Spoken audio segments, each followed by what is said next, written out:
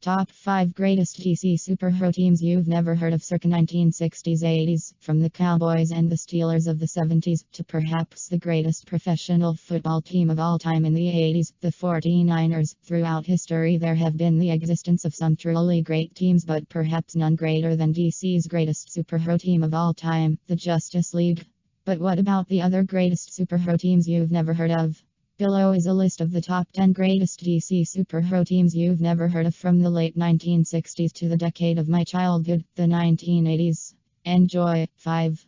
Young All-Stars. I touched on them a bit earlier, but they do truly deserve their own spot on this list. As previously mentioned, the Young All-Stars made their debut in June 1987 in issue #1 of Young All-Stars. Like the Global Guardians, the Young All-Stars also made history by becoming the first teen superhero team. Even though the Young All-Stars debuted in 1987, their timeline was set during World War II during 1942. Dan the Dynamite, Fury 1, Flying Fox and Neptune Perkins are just a few of their members over the years. The team was originally assigned to simply sell war bonds during the Second Great War, but that changed quickly as they began fighting such villains as Perdigoton, Deathbolt and the Ultra-Humanite. 4.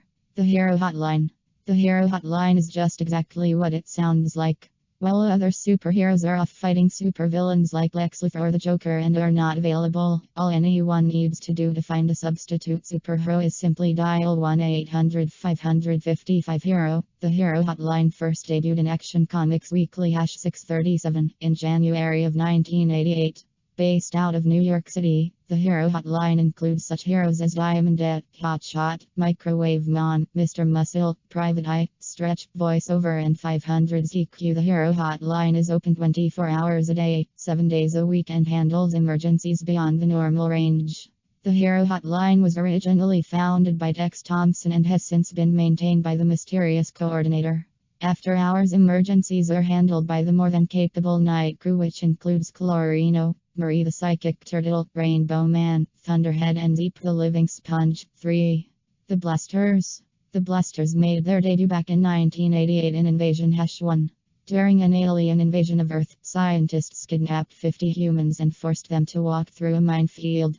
The humans that were able to survive this event did so by manifesting latent metagene powers. Those that did survive formed a wandering superhero team that came to be known as the Blasters. The group cruised the galaxies, piloted by the attractive, feline humanoid alien known as Children's. The group, which was led by Lucas Snappercar, also consisted of Dust Devil, Looking Glass, Crackpot, Joel, Frag, Gunther and Mrs. Levy. During one of their more famous missions, they were able to foil a plot by a criminal organization known as the Spider Guild as they were attempting to sell black market weapons on Earth. During a near-fatal attempt to help fellow superhero Valor escape from being imprisoned, the Blasters decided to disband. Shortly after this, Lucas Snappercar, after being captured, thugs had his hands cut off, which robbed him of his superpower of teleportation. Although his hands have since been restored, the team has yet to join back together for any further adventures. 2. The Newsboy Legion. At this point, there have been a couple iterations of the young superhero team, known as the Newsboy Legion. The original Newsboy Legion first debuted in Star Spangled Comics #7 in April of 1942. That original team consisted of Anthony Bigwords Rodriguez, John Gabby Gabrielli, Patrick Snapper McGuire and Thomas Tommy Thompkins. Interestingly enough, the second Newsboy Legion, which debuted in 1988 during Superman Annual 2nd Series #2, consisted of clones of all 4 original.